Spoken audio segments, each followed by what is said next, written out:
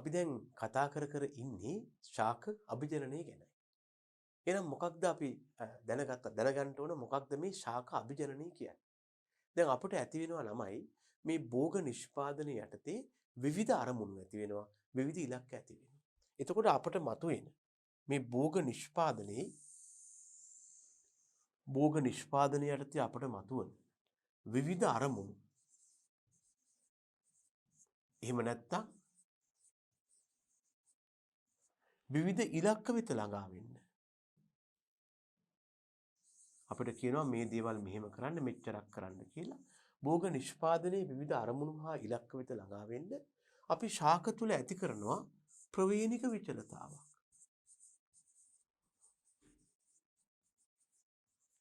එක එක විදිහේ ප්‍රවේණික පරම්පරාවෙන් පරම්පරාවට ගමන් කරන ප්‍රවේණික විවිධත්වයක් ඇති කරලා ඒ ඔක්කොම තෝරගන්න බෑනේ.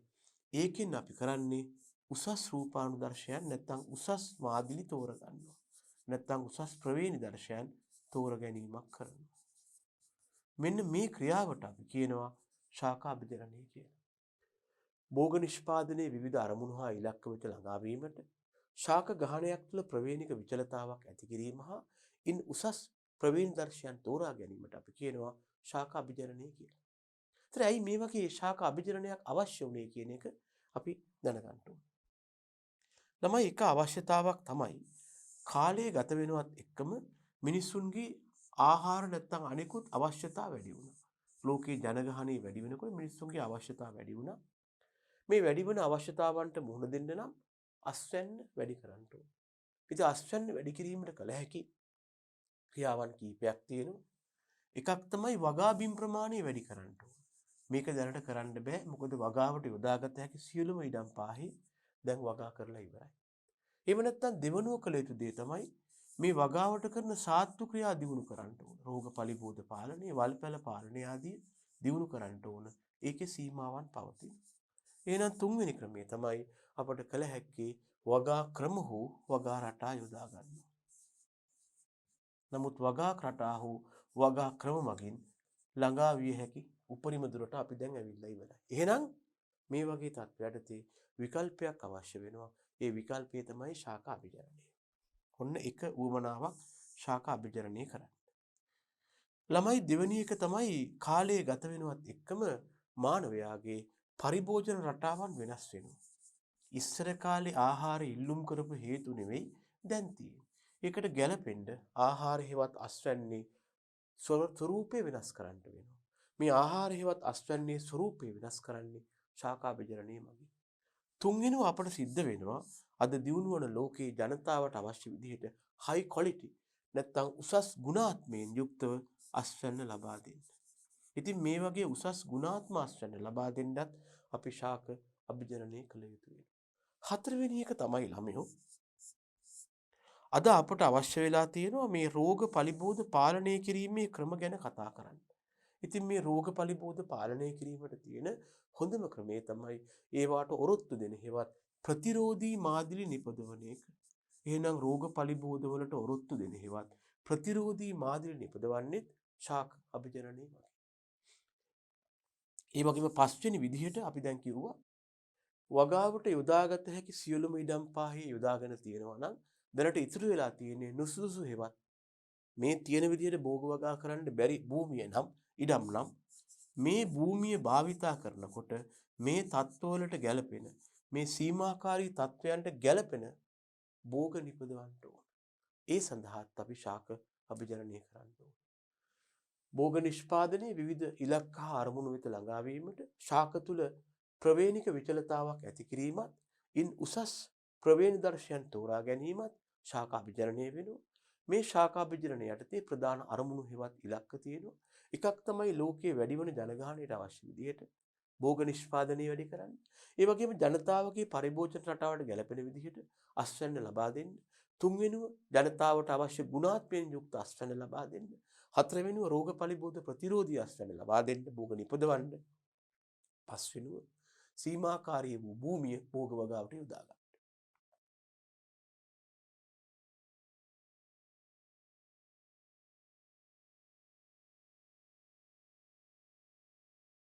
ඉතින් එහෙමනම් ඒ අරමුණු යටතේ යොදාගත හැකි ශාක අභිජනන ක්‍රම මොනවද කියන එකයි මේ කතා කරන්නේ. මේ යටතේ යොදාගත හැකි ප්‍රධාන ශාක අභිජනන ක්‍රම 4ක් තියෙනවා. ඒ දරුවනේ වර්ණය කිරීම, දෙමුහුම් අභිජනනය කිරීම, විකෘති අභිජනනය කිරීම හා ජාන ඉංජිනේරු විද්‍යාවේවත් ජාන තාක්ෂණ. එහෙනම් අපි ඒ ගැන තමයි දැන් මේ කතා කරන්න බලාපොරොත්තු වෙන්නේ. අපි ඉස්සෙල්ලම බැලුවොත් මොකක්ද මේ වර්ණය කියලා කියන්නේ? වර්ණය මේකට අපි ඉංග්‍රීසියෙන් කියනවා ළමයි සිලෙක්ෂන් කියලා. වර්ණය කියන්නේ තෝරා ගැනීමක් කියන එකනේ. වර්ණය එහෙම නැත්නම් සිලෙක්ෂන් කියලා කියනවා. හැබැයි දැනගන්න වර්ණයක් කරන්න ගියාම ඒ ගහණය තුල තියෙන්න ඕන විචලතාවක්. හිතන්නකො ළමයි මේ තියෙන්නේ ගහණයක් කියලා. මේ ගහණය තුල තියෙන්න ඕන කිසියම් විචලතාවක්. ගහණයක තියෙන විචලතාව කියන්නේ මොකක්ද? මේකේ හමුවන ජීවීන් එකිනෙකාට වෙනස් වෙන්න ඕන. එක ජීවියෙක් ගත්තොත් එයා තවත් ජීවියෙකුට වඩා යම් වෙනස්කමක් දක්වන්න ඕන. අනික තමයි ළමයෝ මේ දක්වන වෙනස්කම ප්‍රවේණික වෙන්නත් ඕන. එහෙම නැත්නම් මේ දක්වන වෙනස්කම පරම්පරාවෙන් පරම්පරාවට ගමන් කරන හේවත් ආවේනික හේවත් ප්‍රවේණික විචලතාවක් වෙන්න ඕන. මේ අනුව කිසියම් ප්‍රවේණික විචලතාවක් සහිත විශාල ශාක ගහණයක්. එයි මේ විශාල ශාක ගහණයක් ගැන කතා කරන්නේ. ළමයි කුඩා ශාක ගහන වලට වඩා විශාල ඒවා තමයි මේ විචලතාව වැඩි. තෝරා ගැනීම වැඩි. හරියට කියනවා නම් අර පොඩි ඇඳුම් කඩේකට වඩා ලොකු ඇඳුම් කඩේකට ගියාම ගොඩක් choices තියෙනවා. ඒ වගේ ගහණේ විශාල වෙන්න අපිට තෝරා ගන්න තියෙන පරාසය වැඩි වෙනවා. ඒ නිසා අපි නිතරම ශාක වර්ණයක් ගැන කතා කරද්දී සාපේක්ෂව විශාල ශාක ගහණයක් ගැන කතා කරනවා. ජීවීන් දෙන්නෙක් විතරක් ඉන්න ගහණයකින් එක්කෙනෙක් තෝරගන්නේ නැහැ. හරිද? කිසියම් ප්‍රවේණික විචලතාවක් සහිත විශාල ශාක ගහණයකින් යෝග්‍ය ප්‍රවේණිදර්ශයන් තෝරගන්නවා. කවුද ගැළපෙන ප්‍රවේණිදර්ශ කියන එක බලලා තෝරගන්නවා.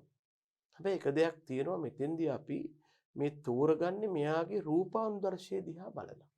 මොකද අපිට ප්‍රවේණිදර්ශයේවත් යම් ජීවියෙක් දිහා බලලා එයාගේ ඥාන පිටපත කියවන්න බෑ. අපිට කියවන්න පුළුවන් දේ මොකක්ද? මේ ජීවියා බාහිරින් පෙන්눔 කරන ලක්ෂණය.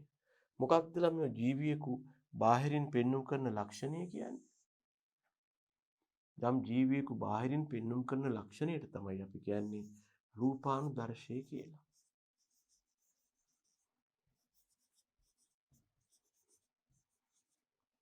මේකට ඉංග්‍රීසියෙන් සමහරු කියනවා ළමයි ෆීනෝටයිප් එක කියලා.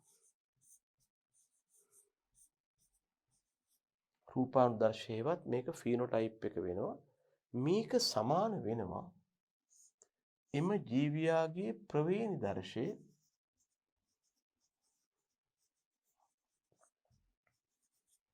මේකට සමහරු ඉංග්‍රීසියෙන් කියනවා එයාගේ ජීනෝටයිප් එක කියලා.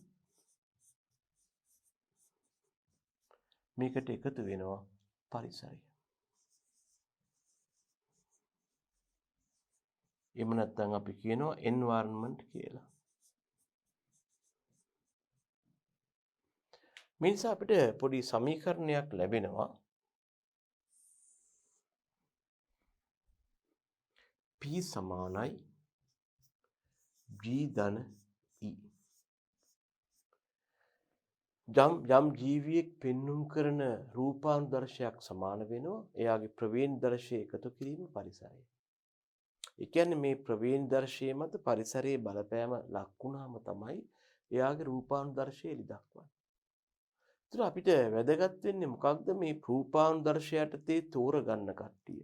වර්ණ යටතේ තෝරගන්න කට්ටිය දක්වන ලක්ෂණය පුළුවන් තරම් දුරට ප්‍රවේණිදර්ශයෙන් යටතේ හමුවන ලක්ෂණත් පුළුවන් තරම් අවම විදියට පරිසරයේ බලපෑමෙන් නැතිවන ලක්ෂණත් වෙන එක තමයි වෙන්න ඕනේ. එහෙම නැත්නම් යම් ශාකයක හෝ සතෙක්ගේ උසස් ලක්ෂණයක් හෙවත් උසස් රූපානුදර්ශයක් මොනවම ලියන්නම්කෝ. යම් සතෙක් හෝ ශාකයක උසස් ලක්ෂණයක් හෙවත් උසස් රූපානුදර්ශයක් අස්වැන්නේ ගුණාත්මය අස්වැන්නේ ප්‍රමාණාත්මය ආදී උසස් රූපානුදර්ශයක් වැඩි දියුණු වෙලා තියෙනවා නම් ඒක විය යුත්තේ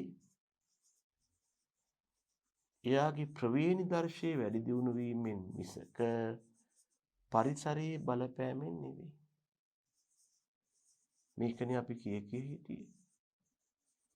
අපි හොඳ රූපානුදර්ශයක් හෙවත් මේ බාහිරින් පෙන්눔 කරන ලක්ෂණයක් බලාපොරොත්තු වෙනවා නම් ඒ ලක්ෂණය ඇතිකරන්නට උපරිම දායකත්වයක් ලැබිය යුත්තේ ප්‍රවේණික සංයුතියෙන්. නමුත් පරිසරයේ මගින් ලැබෙන්න ඕන අවම දායකත්වය. ඒතර මේ දෙක එකතු වුනහම තමයි රූපානුදර්ශය වැඩි වෙන්නේ. අපට ලැබෙන්න පුළුවන් වැඩි අස්වැන්න. මේ වැඩි අස්වැන්න ලැබිලා තියෙන්න ඕන ශාකයේ ඥාන මගින් මිසක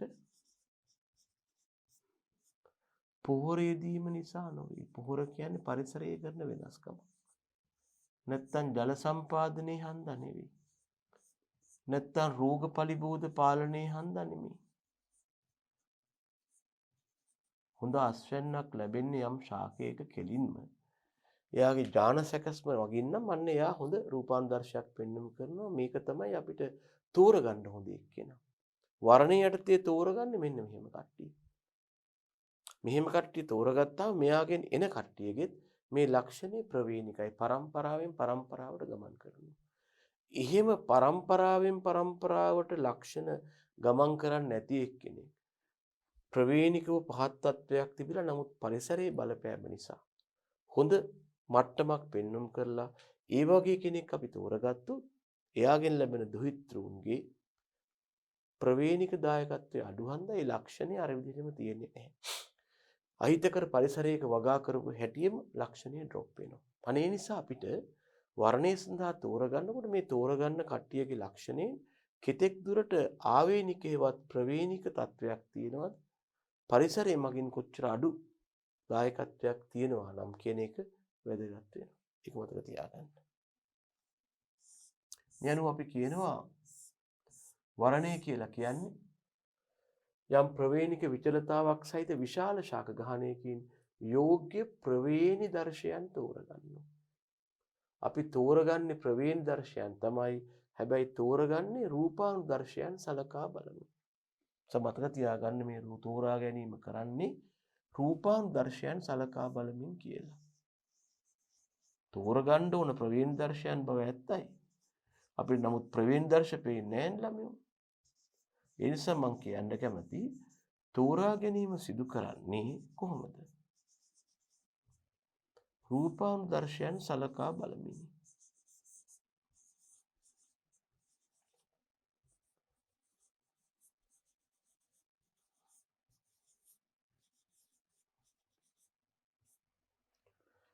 තෝරා ගැනීම සිදු කරන්නේ රූපානුදර්ශ සලකා බලමින්. මට මේක ළමයි ප්‍රස්තාරිකව නිරූපණය කරන්න පුළුවන් මෙන්න මේ විදිහට. මම නිකමට මේ తত্ত্বය ප්‍රස්තාරිකව නිරූපණය කරනවා. මම කියනවා වර්ණය ප්‍රස්තාරිකව නිරූපණය කිරීම කියලා. පොඩ්ඩක් මේ ප්‍රස්තාරي ගැන හිත යොමු කරන්න බලන්න. වැඩි ඇඟට ගන්න එපා මේක. හැබැයි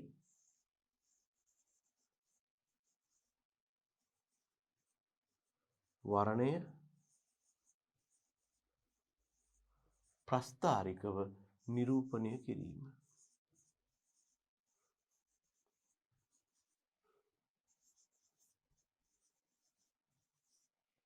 මෙන්න මෙහෙම වැඩක් කරනවා ළමයි.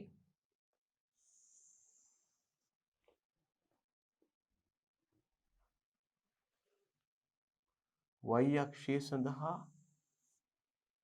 මොකක් හරි ලක්ෂණයක ප්‍රමාණයක් අපි ගමු. නැත්නම් සමාවෙන්න y අක්ෂය අපිට පුළුවන් කොච්චරක් ඉන්නවද හේවත් සංඛ්‍යාතිය ගන්න. කොච්චර දෙනෙක් ඉන්නවද? මේක සංඛ්‍යාව කියලා ගන්නත් පුළුවන්, සංඛ්‍යාතිය ගන්න පුළුවන්. y අක්ෂය සඳහා ප්‍රමාණය හරි මොකක් හරි ලක්ෂණයක් යොදා ගන්න පුළුවන්.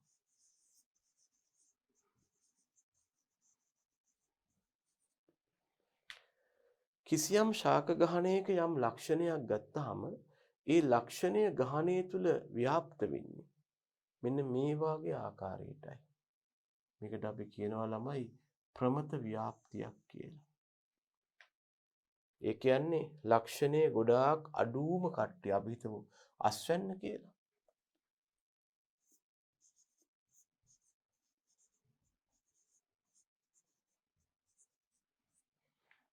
අස්වැන්න ගොඩාක් අඩුම කට්ටිය අඩුයි. මොකද y අක්ෂය දක්වලා තියෙන්නේ සංඛ්‍යාතය කියන්නේ ගහණේ සංඛ්‍යාව කී දෙනෙක් ඉන්නවද කියන එකයි.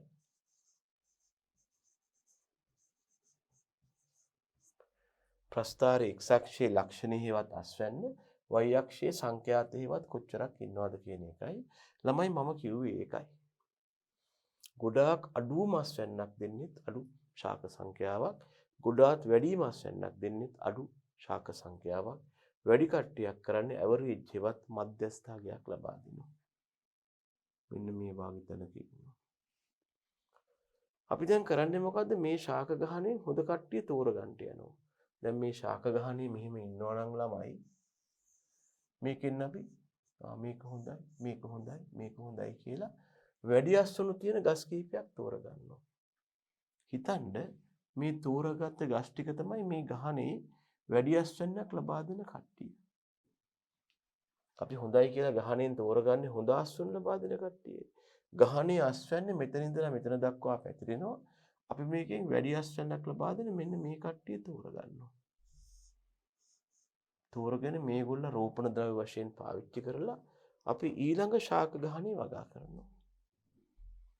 අපි ඊළඟ ශාක පරම්පරාව වගා කරනවා මේගොල්ල මව්පියන් වශයෙන් යොදාගෙන.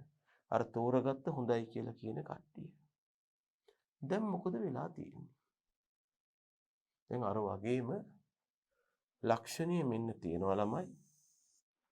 අස්වැන්න වෙන්න පුළුවන්. මෙන්න ලක්ෂණේ. මෙන්න සංඛ්‍යාතය.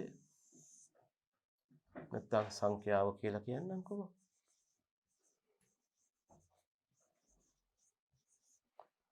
මෙන්න ලක්ෂණේ. අස්වැන්න වෙන්න පුළුවන්. දැන් අපි මේ ඉන්නේ අපේ F1 පරම්පරාව නා. හිතන්නේ මේ ඉන්නේ F2 කියලා. දැන් මොකද වෙන්නේ? මේගොල්ලෝ මව්පියන් වශයෙන් ගන්නකොට මේගොල්ලන්ගේ ඔක්කොම හොඳ අස්වැන්න ලබා දීපු කට්ටිය නිසා ලැබෙන දුහිතෘන්ගේ අස්වැන්න ලබා දීම වැඩි වෙනවා. ප්‍රතිඵලය මොකක්ද? ප්‍රස්ථාරයේ පොඩ්ඩක් දකුණු පැත්තට යනවා. මෙහෙම වෙනවා. මේගොල්ලෝ ඔක්කොම නෙමේ මේගොල්ලන්ගේ වැඩි ගානකේ හොඳ අස්වැන්නක් තියෙනවා. මේ කාගේද? F2. මිතිරා පිළිවනේ. මේ ඉන්නේ F2 අස්වැන්න. දැන් මොකද වෙන්නේ? මේගොල්ලන්ගේ තිබිච්ච මධ්‍යනේ මෙච්චරයි. මේගොල්ලන්ගේ මධ්‍යනේ මෙච්චරයි. වැඩි වෙලා. අපි මේකෙනුත් තව කට්ටියක් තෝරනවා. අපි මේකෙනුත් තෝරන්නේ මේ ගහනේ අරගෙන මේකේ වැඩි අස්වැන්නක් දෙන කට්ටිය බලනවා. මේ ගහ හොඳයි. මේ ගහ හොඳයි. මේ ගහ හොඳයි කීකේ තෝරගන්නවා. එහෙම තෝරගන්න කට්ටිය බොහෝ විට ඉන්නේ ගහනේ ලක්ෂණ සම්බන්ධයෙන් දකුණු පැත්තේ. ඒ නිසා මේ තෝරගන්නේ කවුද? මෙන්න මෙතන ඉන්න කට්ටිය. ඒගොල්ලෝ තෝරගෙන අපි තව පරම්පරාවක් වගා කරනවා. එතෙන්දී මව්පියන් වශයෙන් යොදාගන්නේ මේ තෝරගත්ත කට්ටිය. අපි ඒගොල්ලෝ මව්පියන් වශයෙන් යොදාගෙන තව පරම්පරාවක් වගා කරනවා. මෙන්න මේ විදිහට බලන්න වෙනදී. මේ තියෙන සංඛ්‍යාතේ මේ තියෙන අදාළ ලක්ෂණේ. දැන් මොකද වෙලා තියෙන්නේ? මේගොල්ල තවදුරටත් ටිකක් දකුණු පැත්තට වර වෙනවා. දැන් මොකද වෙන්නේ? වර්ණය කර කර වගා කරන්න ගියාම මේගොල්ලන්ගේ හැකියාව එන්න දකුණු පැත්තට යනවා. ඒ කියන්නේ මේගොල්ලෝ සංවර්ධනය වෙනවා. කියන්නේ මේගොල්ලන්ගේ ගහණය තුල අපිට දියුණුවක් හම්බ වෙනවා. වර්ණය කියලා කියන්නේ ඔන්න ඔය වගේ දෙයක්. දැන් මේගොල්ලන්ගේ ලක්ෂණය ගත්තොත්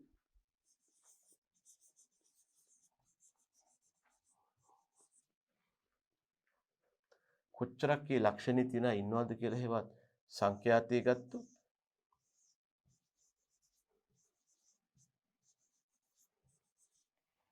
මේගොල්ලෝ මේ විතරේ හැසිරෙනවා. ඒතර අපි මේගොල්ලන්ගෙන හොඳ කට්ටිය කියලා සලකන්නේ මෙන්න මෙතන ඉන්න කට්ටිය. මේගොල්ලන්ගෙන් තමයි දුහිතෘන් තෝරගන්නේ. ඉතින් සෛද්ධාන්තිකව මෙහෙම කිව්වට මේ තරම් ඉක්මනින් නොවෙන්න පුළුවන්. නමුත් දැනගන්න ගහණයක වර්ධනය සිද්ධ වෙන්න වර්ණය යටතේ මෙන්න මේ විදිහටයි. ඒකයි මම මේ පෙන්වුම් කරන්න උත්සාහ කළේ ඔබට කොහොමද මේ වර්ණය කියන සංසිද්ධිය ක්‍රියාත්මක වෙන්නේ කියලා. එහෙනම් වර්ණයේ ප්‍රස්ථාරයක නිරූපණය කරන්නේ මේ ආකාරයටයි. එන්න ප්‍රස්ථාරයේ දකුණු පැත්තට යොමු වෙනවා.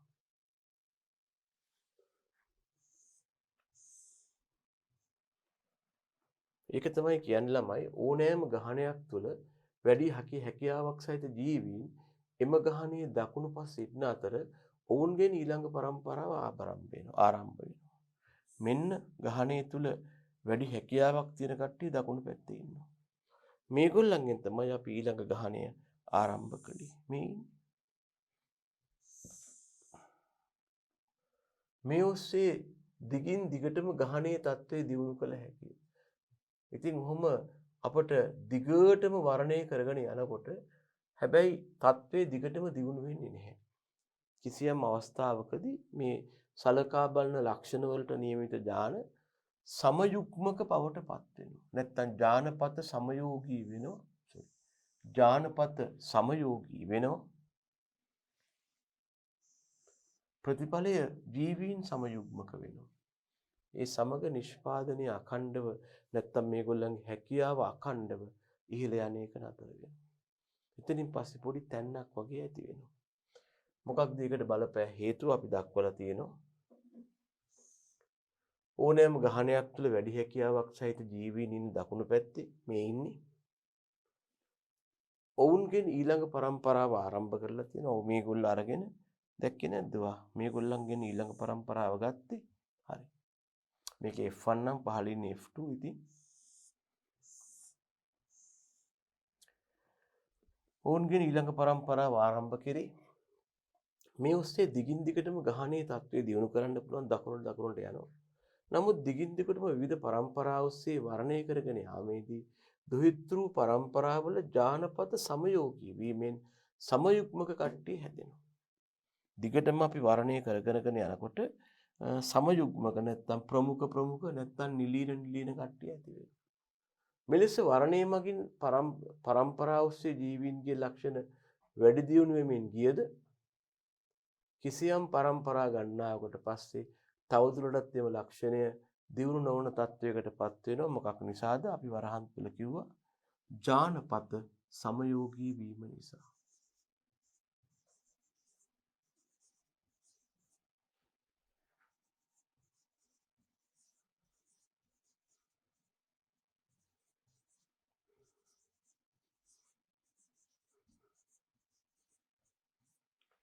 ජානපත සමයෝගී වීම නිසා එතකොට තවදුරටත් වර්ණය කිය ලක්ෂණ දියුණු කරන්න බැරි වෙනවා. ප්‍රස්ථාරිකව මෙහෙම ලක්ෂණේ වැඩි වෙලා ඇවිල්ලා කිසියම් අවස්ථාවකට පස්සේ තවත් දියුණු වෙන්නේ නැති වෙලාවට අපි කියනවා වර්ණ සානුව කියලා. මෙන්න මේ අවස්ථාවට අපි කියනවා වර්ණ සානුව කියලා. මෙතන දක්වා අපි ඇත්තටම මේකේ ලක්ෂණය x අක්ෂය විය යුතුයි.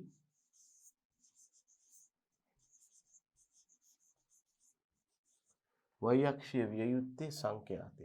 ලක්ෂණය නොව සංඛ්‍යාතය.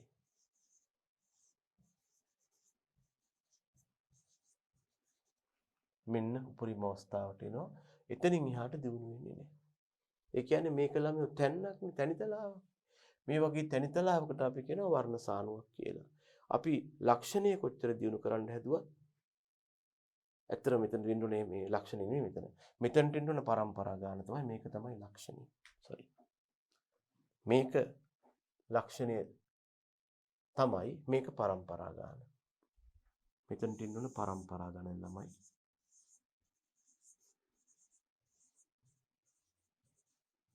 මේක කණින් ප්‍රස්ථාරට පොඩ්ඩක් වෙනස්. පළවෙනි පරම්පරාවෙන් දෙවෙනි එකට යද්දි ලක්ෂණය දියුණු වෙනවා. ඇයි ළමයි අර මෙහෙම තියෙනවනේ. දියුණු වෙනවා. මෙයාගෙන් මෙහෙම යද්දි තවත් දියුණු වෙනවා. මෙයාගෙන් මෙහෙම යද්දි තවත් දියුණු වෙනවා. ඔය ඒගොල්ලන්ගෙන් අපි ගන්න. එතකොට තමයි පරම්පරාව ඔස්සේ ලක්ෂණය මේක සංඛ්‍යාත නෙමෙයි ලක්ෂණය තමයි පරම්පරාව ඔස්සේ ලක්ෂණය දියුණු වේගන යනවා. ගිහිල්ලා මොකද වෙන්නේ? මෙහෙම වෙනවත් එක්ක තව දෙයක් වෙනවා. මොකද්ද ළමයෝ? ජානපත සමයෝගී වෙනවා.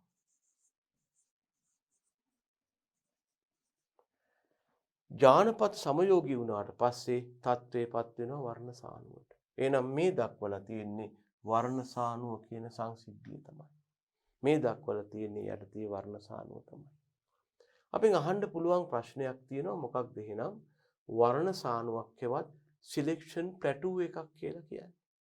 අපිට කියන්න පුළුවන් කිසියම් ජීවී ගහණයක් තුල දිගින් දිගටම වර්ණ අභිජනනය කරගෙන යාමේදී යම් අවස්ථාවකට පසු ජානපත සමයෝගී වීම නිසා තවදුරටත් පරම්පරා ඔස්සේ ගහණයේ తත්වය වර්ධනය නොවන අවස්ථාවයි. අපට ඒක මේ වගේ ප්‍රස්තාරයක් මගින් දක්වන්න පුළුවන් වෙන්න ඕන. කිසියම් ජීවී ගහණයක් තුළ නැත්නම් ජීවී මාදිලියක් තුළ දිගින් දිගටම වර්ණය කරගෙන යාමේදී කිසියම් පරම්පරාවකට පසු තවදුරටත් වර්ණ අභිජනනය සිදු කළද කිසියම් පරම්පරාවකට පසු තවදුරටත් වර්ණ අභිජනනය සිදු කළද ලක්ෂණය දියුණු නොවන තත්වයයි. මෙන්න මේ වගේ අවස්ථාවක් දක්වන්න පුළුවන්.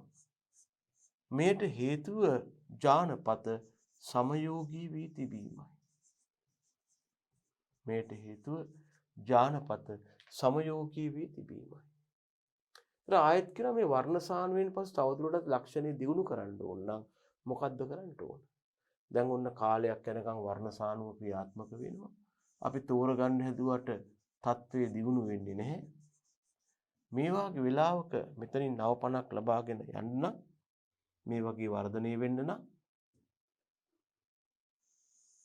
මොකක්ද අපි කළ යුත්තේ? දෙමුහුම් කිරීම කියන නැත්නම් දෙමුහුම් අභිජනනයට යන්න ඕන.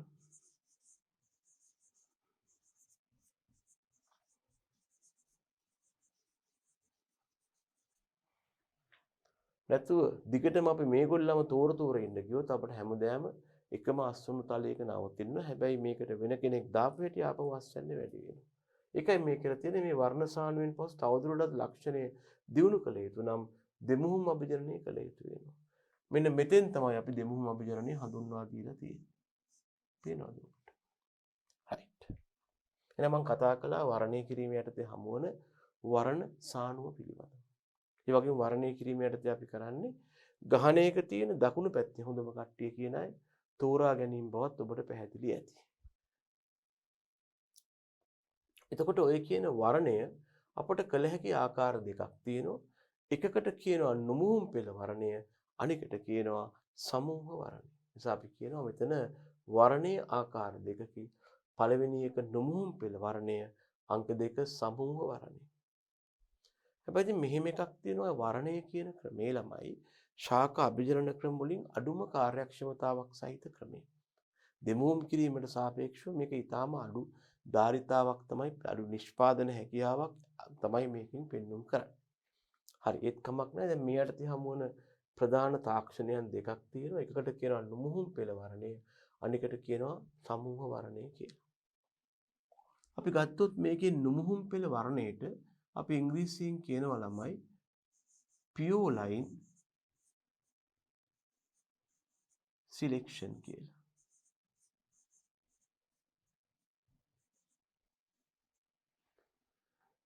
ඒ වගේම සමූහ වර්ණයට සමහරු කියනවා මෑස් සිලෙක්ෂන් කියලා.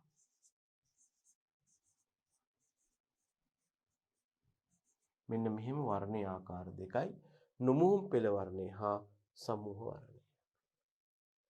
ළමයි බලන්න එහෙමනම් මොකක්ද මේ නුමුහුම් පෙළ වර්ණය කියන්නේ කියලා. මුල් ගහණයේ ඇති ශාක වලින් උසස් ලක්ෂණ සහිත ඒවා තෝරාගෙන ඒවායේ බීජ ලබා ගන්නවා. ඒවා වෙන්වෙන්ව වගා කර පරම්පරා ගණනාවක් ඔස්සේ ඉදිරියට පවත්වාගෙන යනවා. එහෙමනම් ඉඩ දෙන්නේ ස්ව පරාගණයට පමණයි. මෙයින්ද උසස් ලක්ෂණ සහිත ශාක මාදිලි තෝරගන්නවා. මේදී තෝරා ගන්නා එක් එක් ශාක පෙළ පතකට අපි කියනවා නුමුහුම් පෙළක් හෙවත් පියෝ ලයින් එකක් කියලා.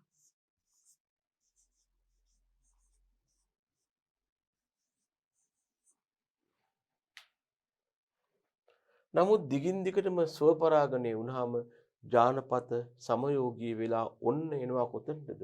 අර yield plateau එක හෙවත් අස්වැන්න නීතව තියෙන එකට.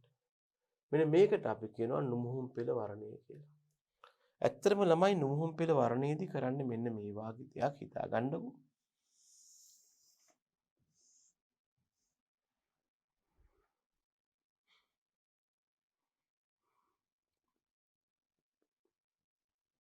මෙන්න මේ විදිහට අපට හමු වෙනවා ශාක අභිජනන යටතේ ගහණයක්. මේ හිතන්න ශාක ගහණය කියලා.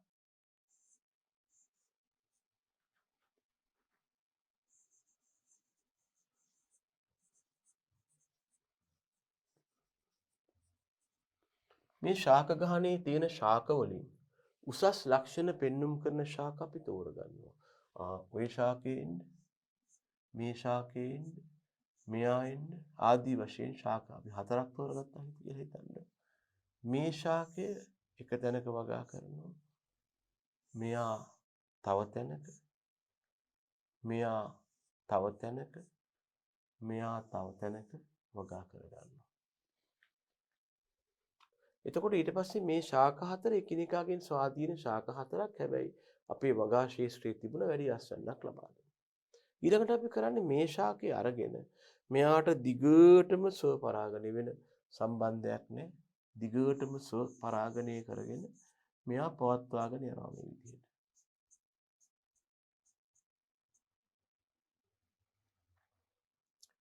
මෙයත් ඒ වගේම වෙනම අරගෙන ස්ව පරාගණය මගින් මෙයාගෙත් මෙහෙම ලයින් එකක් හදා ගන්නවා. මේක තමයි මම දක්වලා තියෙන්නේ. මෙයාගෙත් එහෙමයි. මෙයාගෙත් එහෙමයි. එතකොට ළමයි අපේ මාදිලිය තුල ස්ව පරාගණය කරපු හන්දා මේ එක එක ශාක පරම්පරා ලයින් එකට අපි කියනවා පියෝ ලයින් එකක් කියලා.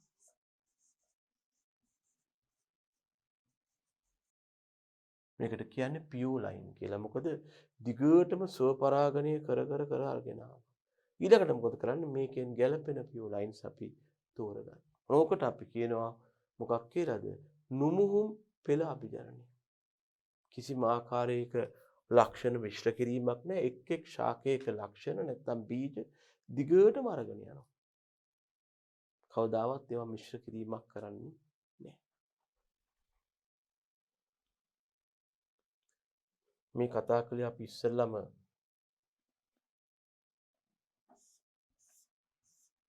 නුමුහුම් පෙළ වර්ණය ගැන. මේ තියෙන කරපු වැඩි. මේකට අපි කිව්වා ඉංග්‍රීසියෙන් pure line selection කියලා.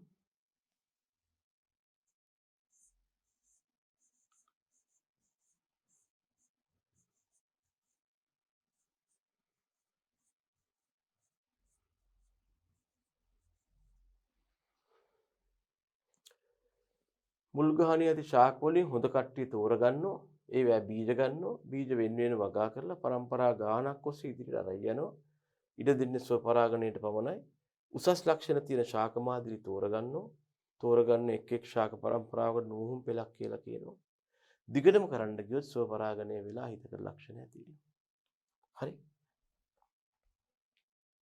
අපි දෙවනුව කතා කරනවා සමූහ වර්ණය.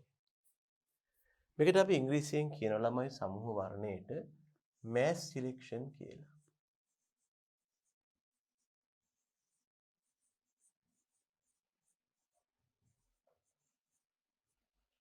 සමූහ වර්ණය. මෙතනත් අපි කරන්නේ ප්‍රවේණි විචලතාවක් සහිත විශාල ශාක ගහණයකින් අපේක්ෂිත උසස් ලක්ෂණ තියෙන ශාක තෝරගන්නවා. ඊළඟට ඒ ශාක වලින් බීජ ලබාගෙන මේ බීජ එකට මිශ්‍ර කරලා වගා කරනවා. කොතන කුහක වගා වේද අපි දන්නේ නැහැ.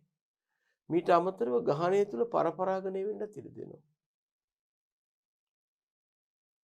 අපිට පුළුවන් මේ මගින් ලැබෙන දුහිතෘ ශාකවල හැකියාව නැත්නම් ඒගොල්ලගේ බීජ ශාක වල තියෙන හැකියාව දිහා බලලා මේගොල්ල තීරණය කරන්න පුළුවන්.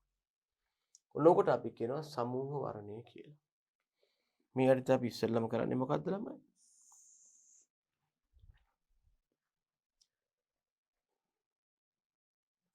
සමූහ වර්ණයේ යටතේ අපි කරන්නේ ඉස්සෙල්ලම උසස් ලක්ෂණ තියෙන විශාල ගහණයක් තියෙනවා නම් ඒකේ උසස් ලක්ෂණ තියෙන ශාකවල රෝපණ ද්‍රව්‍යවත් බීජ ලබා ගන්න. ලබාගෙන බීජ ඔක්කොම අපි දන්නේ නැහැ කොයි බීජ කොතනද කියලා මිශ්‍ර කරනවා. මිශ්‍ර කරලා මොකද කරන්නේ? වගා කරනවා. වගා කරපුවාම ලැබෙන දුහිතෘ ශාකවලට පරපරාගණය කරන්න ඉඩ දෙනවා. ඒතර අපට ලැබෙනවා ලක්ෂණ ගණනාවක් මිශ්‍ර වූ බීජ.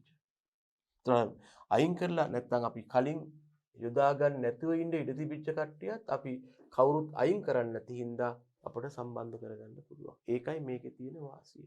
හරියට මෙන්න මේ වාගේ වැඩක් ළමයි හිතන්නකෝ. මෙහෙම ඉන්නවා ලොකු ගහණයක්. මේ ගහනේ මෙයා හොඳයි, මෙයා හොඳයි, මෙයා හොඳයි, මෙයා හොඳයි කියලා හිතන්නකෝ. මේගොල්ලත් හොඳයි. මම මේ සෑම ශාකයකම බීජ ගන්නවා. බීජ අරගෙන මෙන්න මෙහෙම මේ බීජ ඔක්කොම එකට කවලම් කරනවා ළමයි.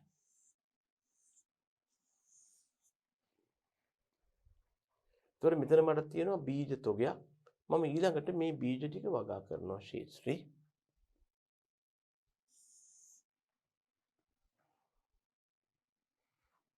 එතකොට මට මෙන්න මෙහෙම බීජ ගණනාවක් ලැබෙනවා.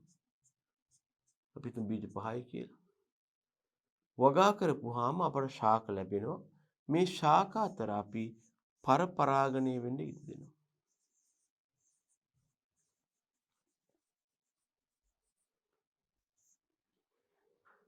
මේ තෝරගන්න ශාක දිගටම අරන් යන්නේ මෙයා එක කොහොම පරම්පරාව ඔස්සේ අපි කරන්නේ මොකක්ද? මේ වගේ ශාක චෙක් කරගෙන යනවා.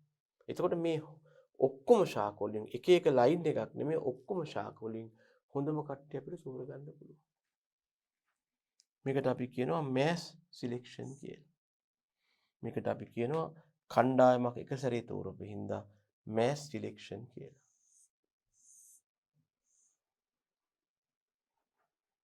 හරිද? ඒ වයින් බීජ ලබාගෙන මිශ්‍ර වගා කරනවා පරපරාගණයට දෙනවා. ලැබෙන දුහිතෘ ශාක ගහණයෙන්ද බීජ අරගෙන මේ විදිහට වගා කරලා අපට අවසානයේ හොඳ ගහණයකට යන්න පුළුවන්. ඕකට අපි කියනවා සමූහ වර්ණය කියලා. සමූහ වර්ණයේ විශේෂ ලක්ෂණයක් තියෙනවා. මව් ශාකයෙන් ලබා ගන්නා බීජ සියල්ල එකට මිශ්‍ර කරනවා.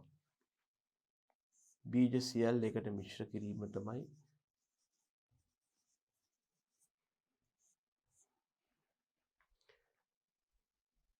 මිශ්‍ර කරනවා. ඇත්තටම වෙන වෙනම අරගෙන යන්නේ නැහැ. මේකේ ලක්ෂණය තමයි බීජ සමූහ වර්ණයේදී එකිනෙක මිශ්‍ර කරලා මේ වගේ බල්ක් එකක් හදා ගන්නවා. අනික තමයි පරාගණය යටතේ ඉඩ දෙන්නේ පරපරාගණයට. දැන් අපි කලින් කතා කරපු වර්ණ ක්‍රමයේදී නුමුහුම් පෙළ වර්ණයේදී ඉඩ දුන්නේ ස්වපරාගණයට. හැබැයි මෙතෙන්දී සමූහ වර්ණයේදී අපි පරපරාගණයට ඉඩ දෙන්නේ. හොඳයි. මම එහෙනම් වර්ණ යටතේ ක්‍රම දෙකක් කතා කළා. එකකට අපි කිව්වා නුමුහුම් පෙළ වර්ණය කියලා. අනිකට කියනවා සමූහ වර්ණය කියලා. මෙන්න වර්ණේ වාසි. ශාක වැඩි දියුණු කරන්න පහසුයි. ඒ කියන්නේ අපිට වර්ණය කරලා හොඳම ශාක තෝරගන්න පුළුවන්. මේකට එච්චර තාක්ෂණික දැනුමක් අවශ්‍ය වෙන්නේ නැහැ. අපි හොඳ කට්ටිය තෝරගන්නවා. අපිට මේ මගින් පුළුවන් මිශ්‍ර ලක්ෂණ තියෙන ගහණයකින් අනවශ්‍ය ලක්ෂණ තියෙන කට්ටිය අයින් කරලා හිත කරයි විතරක් හඳුනා ගන්න වර්ණයේ මගින්ම. හැබැයි මේ වර්ණය කියන ක්‍රියාවේ ළමයි අවාසිදායක තත්වයන් තියෙනවා. එකක් තමයි දිගටම වර්ණය කරගෙන යනකොට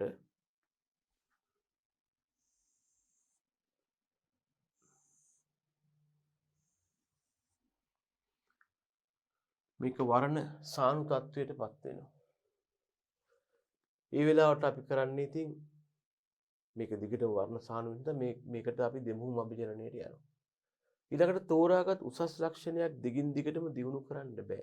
අපිට අවශ්‍ය විදිහට ලක්ෂණ දියුණු කරන්න බෑ. මොකද කිසියම් ලක්ෂණ අතර නොගැලපීමක් ඇති වුණොත් වර්ණය සාර්ථක වෙන්නේ නැහැ. අනික තමයි මේ යටතේ අපි වර්ණයේ යටතේ තෝරාගත්ත ශාක බැරි වෙලාවත් විෂම යෝගීන් වෙලා තිබුණොත් ඒ කියන්නේ ප්‍රමුඛ එක්කෙනයි නිලීන එක්කෙනයි. ඒතර මේගොල්ල අනාගතයේදී වෙන ජන්මානු එක්ක ප්‍රතික්‍රියා කරලා අනපේක්ෂිත ලක්ෂණ පෙන්눔 කරන්න පුළුවන්.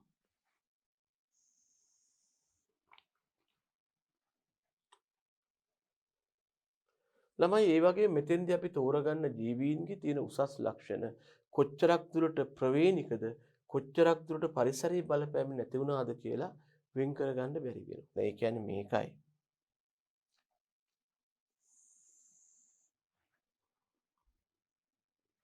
අපි කිසියම් ජීවී ගහණයක් ගත්තොත් මේ ගහණේ අනිවාර්යයෙන්ම කොටසක් ඉන්නවා මේ ලක්ෂණ පාරිසරික බලපෑමෙන් නැති වුණු.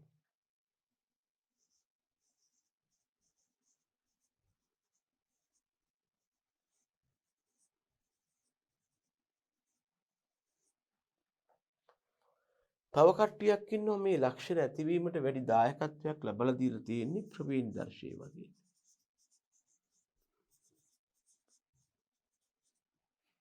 ඒකට ප්‍රවේණිදර්ශය මගින් ලබා දෙන දායකත්වයේ වැඩි වෙන එක තමයි අපිට හිතකර වෙන්නේ. මොකද මේකෙන් අපි සාම්පලයක් අරන් විශ්ලේෂණය කරනවා පාරිසරික බලපෑමෙන් කොච්චරක් අස්වැන්නේද ප්‍රවේණිදර්ශයෙන් දල වශයෙන් හදා ගන්නවා. ඒතර ප්‍රවේණිදර්ශයේ වැඩි කට්ටිය තමයි අපි වගාවට හිත කරයි කියලා රෝපණ ද්‍රව්‍ය වශයෙන් ගන්න. පරිසරය මගින් හොඳ ලක්ෂණ ඇති වුණා නම් ඒක අපට එච්චර වැදගත් වෙන්නේ. හැබැයි විතර ප්‍රශ්නයක් තියෙනවා.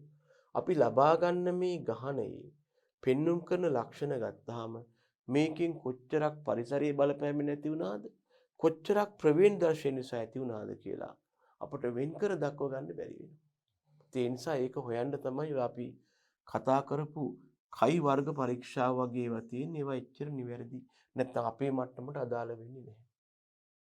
තෝරා ගන්නා ජීවීන්ගේ ලක්ෂණ කොතෙක් දුරට ප්‍රවේණිකද කොතෙක් දුරට පරිසරයෙන් ඇති වුණාද කියලා කියන්න බෑ.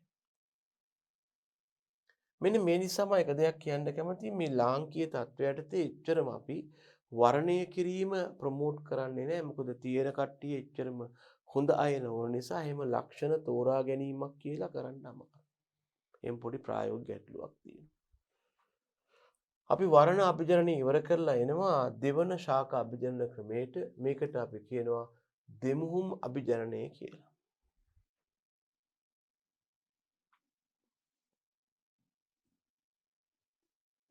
සමහරු කියනවා ක්‍රොස් බ්‍රීඩින් කියලා.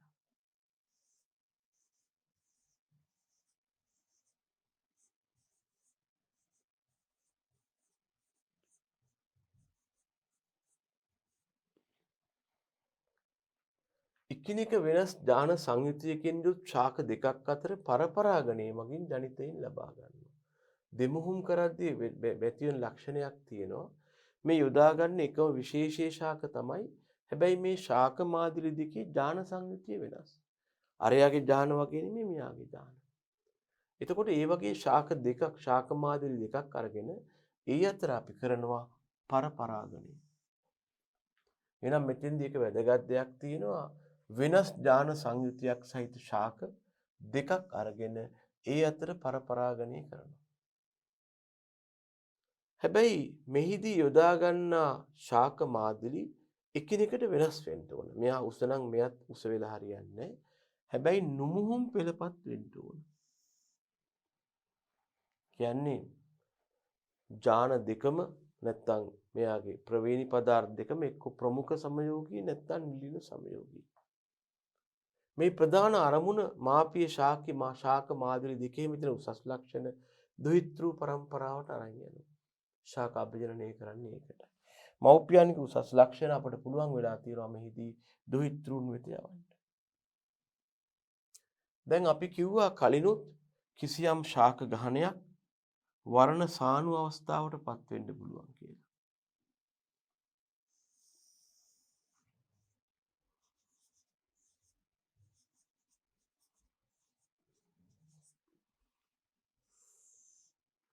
මේ තියෙන අස්වැන්න හරි මොකක් හරි නිෂ්පාදනය කියලා ගන්නකො.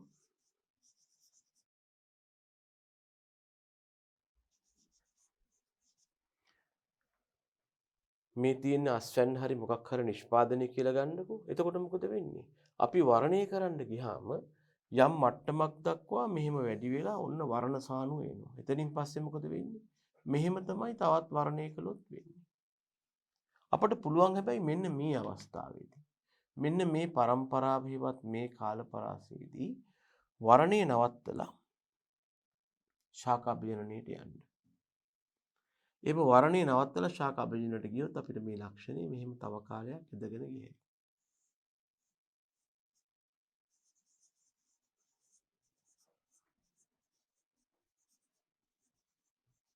මෙතෙන් තමයි හඳුන්වා දීලා තියෙන්නේ. මේ දක්වා මේ ඇදගෙන අවිල්ලා තියෙන්නේ නැත්නම් මේ අරන් අවිල්ලා තියෙන්නේ වර්ණය. මොකක්ද වර්ණයේ මගින් ඇතිවෙච්ච ප්‍රතිඵලය? මෙන්න ආව වර්ණ සානුව.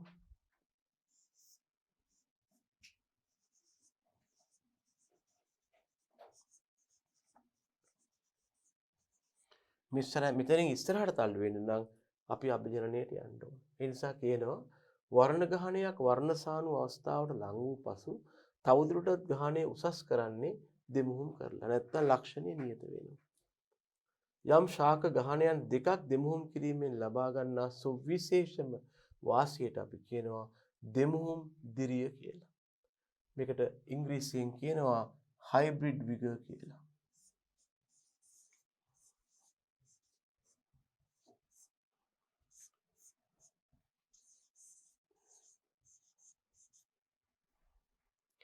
දෙමුහුම් දිරිය නැත්නම් හයිබ්‍රිඩ් විගර්. මෙතන කියනවා යම් ශාක ගහණයන් දෙකක් දෙමුහුම් කිරීමෙන් ලබා ගන්නා සුවිශේෂම වාසියක් වෙනවා දෙමුහුම් දිරිය.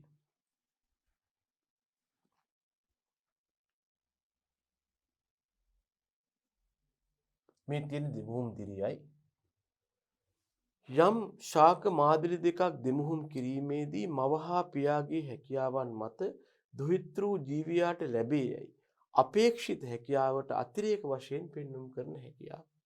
මම මෙහෙම හිතන්නම් කළාමයි. මෙන්න එක්තරා ශාක මුහුමක් තියෙනවා.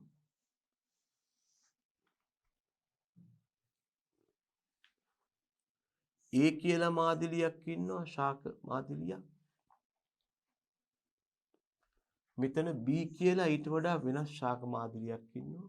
අපි මේ දෙන්න ප්‍රජනනය යෙදුණා. ඒ ශාක මාදිලියේ ලක්ෂණය තමයි අපි හිතමු වසරකට ගෙඩි නැත්තම් ඵල 200ක් ලබා දෙනවා. B මාදිලියේ ලක්ෂණය තමයි ළමය වසරකට ඵල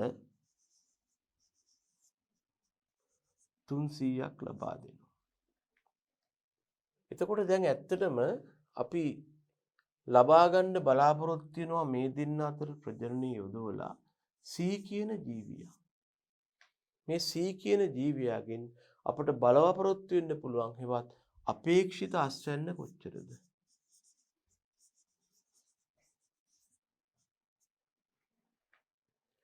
මෙන්න මේ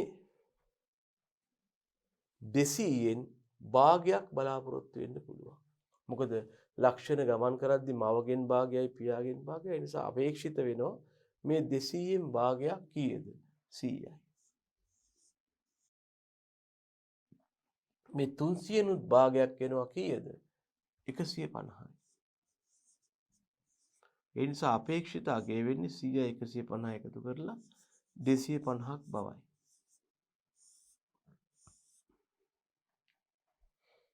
හැබැයි මෙහෙම දෙයක් තියෙනවා අපි 250ක් බලාපොරොත්තු වුණාට මෙයාගෙන් අපට සත්‍ය වශයෙන්ම ලැබෙනවා අස්වැන්න.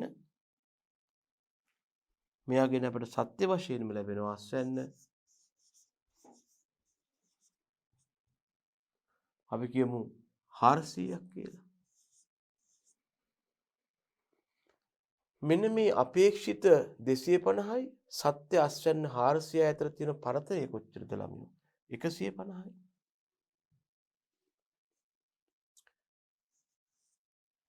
මෙන්න මේ 150ක අස්වැන්න තමයි ඔය කියන මොකක්ද? දෙමුහුම් දිරිය.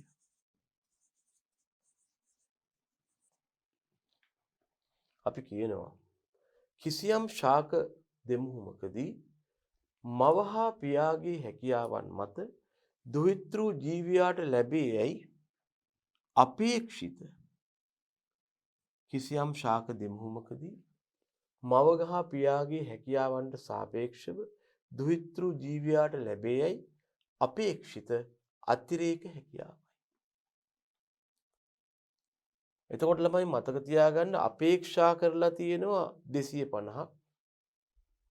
සත්‍ය වශයෙන් ලැබිලා තියෙනවා 400ක්. මේ අතර තියෙන පරතරයක් තියෙනවා 150ක්. මෙන්න මේ 150 තමයි දෙමුහුම් දිරිය වෙන්නේ.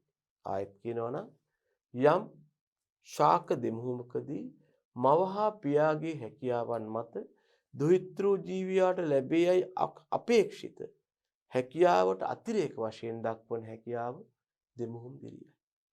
දැන් මෙයා 200න් භාගේ 100යි, මෙයාගේ 300න් භාගේ 150යි, 150යි 100යි 250ක් වෙනවා.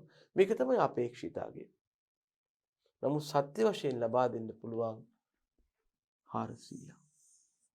මේදී දෙමුහුම් දිරිය කියලා කියන්නේ මේ 400 නෙමෙයි. මේකෙන් 250ක් අපි අපේක්ෂා කළා. වැඩිපුර තියෙන 150 තමයි දෙමුහුම් දිරිය කියන්නේ. ළමයි දැනගන්න මේ දෙමුහුම් දිරියේ ලක්ෂණය තමයි කිසියම් ශාක ගහණයක උපරිම දෙමුහුම් දිරියක් තියෙන්නේ F1 පරම්පරාවේ.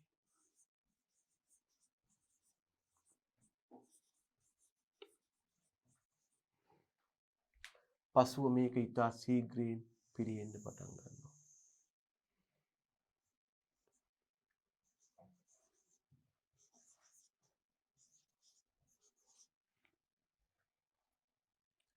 දෙමුහුම් දිරිය උපරිම අගයක් තියෙනවා F1 පරම්පරාව. ඊට පස්සේ ඕම අඩු වෙන්න පටන් ගන්නවා.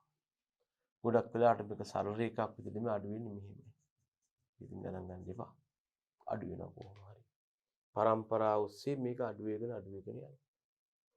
මෙතන කියනවා උපරිම දෙමුහුම් දිරියක් ලැබෙන්නේ නුමුහුම් පෙළපත් දෙකක් නුමුහුම් කිරීමෙන් ලැබෙන F1 පරම්පරාවේ. නමුත් ශාක දර්ශය පරම්පරාව ඔස්සේ දිගටම දෙමුහුම් කරගෙන යද්දි මොකද වෙන්නේ? අනේ මේ දෙමුහුම් දිරිය ක්‍රමානුකූලව අඩු වෙන්න පටන් ගන්නවා ආපහු.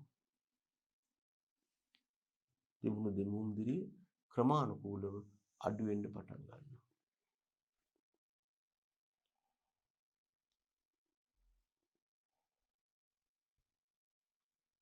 මේ වෙලා තියෙන්නේ උපරිම දෙමුහුම් දිරියක් තිබුණේ F1 පරම්පරාවේ. ඊට පස්සේ යන්න මේක අඩු වෙගෙන යනවා. එතකොට මේ විදිහට ශාක දෙමුහුම් කිරීම තුලින් නිපදවා ගන්න බීජවලට අපි කියනවා දෙමුහුම් බීජ හෙවත් හයිබ්‍රිඩ් සීඩ්ස් කියලා. ශාක දෙමුහුම් කිරීම මගින් අපි නිපදව ගන්න බීජවලට කියනවා හයිබ්‍රිඩ් සීඩ්ස් කියලා. නැත්නම් දෙමුහුම් බීජ කියලා. නුමුහුම් ශාක මාදිරි දෙකක් දෙමුහුම් කිරීමෙන් නිපදවා ගන්න F1 පරම්පරාවේ බීජ. එතකොට මොකද්ද මේ F1 පරම්පරාව බීජ ගන්න හේතුව? උපරිම දෙමුහුම් දිරියක් සහිතයි මේ. සෑම අවස්ථාවකම වගාවකට යොදා ගන්න කියලා කියන්නේ F1 පරම්පරාවේ බීජ හේවත් දෙමුහුම් බීජම තමයි. හරිද?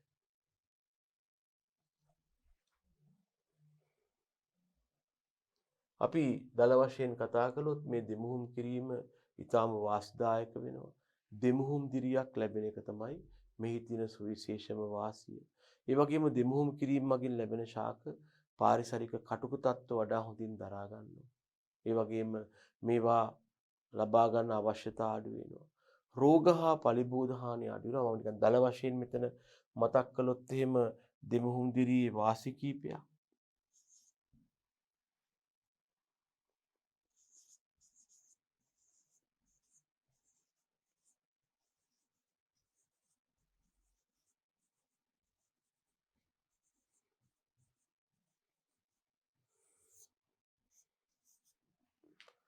දෙමුහුම් දිරියේ තියෙන එක වාසියක් තමයි ළමයෝ අපට හොඳ වැඩි අස්වැන්නක් තියෙන ශාක ලබා ගන්න පුළුවන්.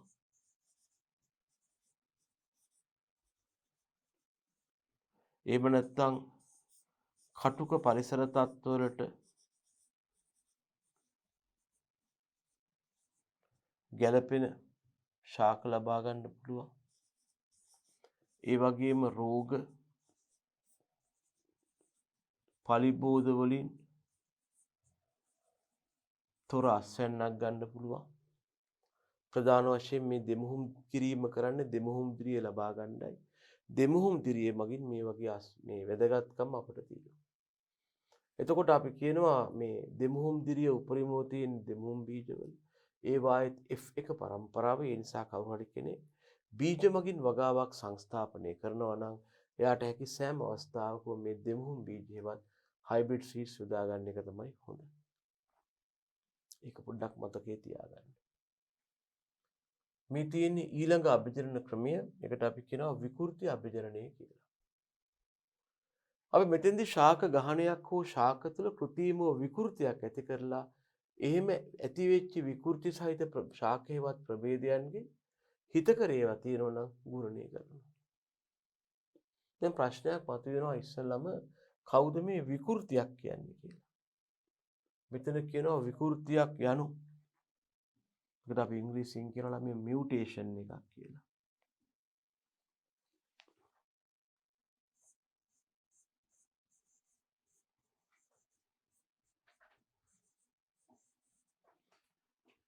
විකෘතියක් යනු වර්ණදේහ ව්‍යුහයේ සංඛ්‍යාවේ පිහිටි ස්ථානයේ ජානයක සිදුවන ස්ථිර වෙනස් වීම. විකෘති යටතේ කිසියම් වර්ණදේහ ශෛලයක නැත්නම් වර්ණදේහ ව්‍යුහයේ වර්ණදේහ සංඛ්‍යාවේ එහෙම නැත්නම් වර්ණදේහ පිහිටි ස්ථානයේ ඒ වගේම ජානයක සිද්ධ වෙන්න පුළුවන් ස්ථිර වෙනස් වීම. ශාක අභිජනනයේ යොදා ගැනීම සඳහා නම් මේ විකෘතිය ආවේනික හෙවත් ප්‍රවේනික වෙන්න ඕන. විකෘතියක් වූ පමණින් බෑ, ඒක ආවේනික හෙවත් ප්‍රවේනික වෙන්න ඕන. මෙතන ආවේනික හෙවත් ප්‍රවේනික කියලා කියන්නේ මෙයාට පරම්පරා ඔස්සේ ගමන් කළ හැකි.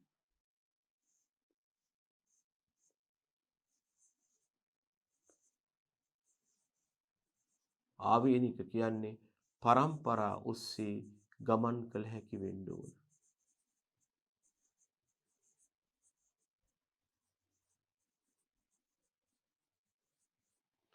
එහෙම නැත්නම් ආවේනිකයි කියන්න බෑ.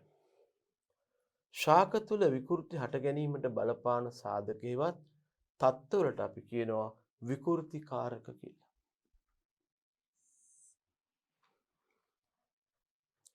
යම් ශාක හෝ ශාක ගහණයක් තුළ විකෘතියක් ඇති කිරීමට අවශ්‍ය වෙනවා අපි උදාගන්නේ විකෘතිකාරක.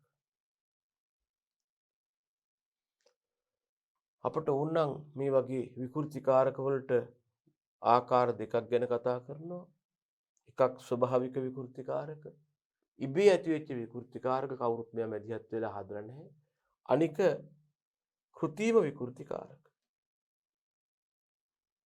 පළවෙනි විකෘතිකාරක වර්ගයේ ස්වභාවික නම් ඊළඟ විකෘතිකාරක වර්ගයට අපි කියනවා කෘත්‍රිම විකෘතිකාරක කියලා. දෙවෙනි විකෘතිකාරක වර්ගය අපිට දක්වන්න පුළුවන් කෘත්‍රිම විකෘතිකාරක කියලා.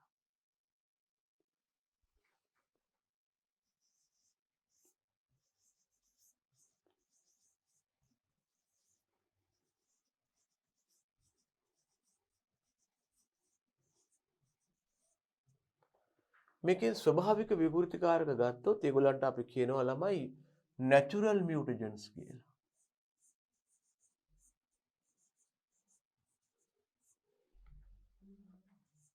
මේගොල්ලන්ට අපි කියනවා ස්වභාවික විකෘතිකාරක හෙවත් natural mutagens කියලා. ඒගොල්ලෝ ස්වභාවිකව ඇති වෙන තත්ත්ව මගින් තමයි විකෘති ඇති කරන්නේ, කවුරුවත් හදපු එකක් නෙමෙයි. හැබැයි වෙලා තියෙන්නේ මොකක්ද? මේ ස්වභාවික විකෘතිකාරක අපට විශාල පරිමාණයෙන් මහා පරිමාණ වාණිජ මට්ටමේ වගාවන්ට යොදා ගන්න බෑ. ඒ නිසා මොකක්ද අපි කරන්නේ? වර්තමානයේ බහුලව භාවිතා වෙනවා මේ කෘත්‍රිම විකෘතිකාරක. මේවට අපි කියනවා artificial mutagens කියලා.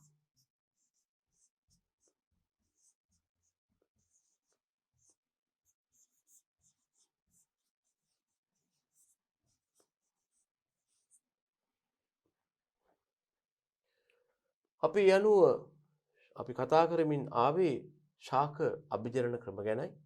ශාක අභිජනන ක්‍රමයට අපි කතා කළා වර්ණය කිරීම ගැන. වර්ණය කිරීම කියන්නේ යම් මිශ්‍ර ලක්ෂණ දක්වන විශාල ගහණයකින් යෝග්‍ය ලක්ෂණ තියෙන කට්ටිය තෝරගන්නවා. මේ සඳහා ක්‍රමවේදයන් දෙකක් අනුගමනය කළා. එකකට කිව්වා pure line selection හෙවත් නොමුම් පෙළ වර්ණය කියලා. අනිකට කියනවා අපි mass selection හෙවත් සමූහ වර්ණය කියලා. අපි කතා කළේ පළවෙනි ක්‍රමයේ වර්ණය ගැන. දෙවෙනි එක දෙමුහුම් කිරීම. සමීප නෑසමතකම් නැති නොමුහුම් පෙළපත් දෙකක් ප්‍රජනනය යොදවනවා. ඒ මගින් ලැබෙන සුවිශේෂ වාසිය උනේ දෙමුහුම් දිරියයි. අපි කතා කළා මොකද්ද දෙමුහුම් දිරිය කියන්නේ? මේකේ වැදගත්කම ගැන කිව්වා.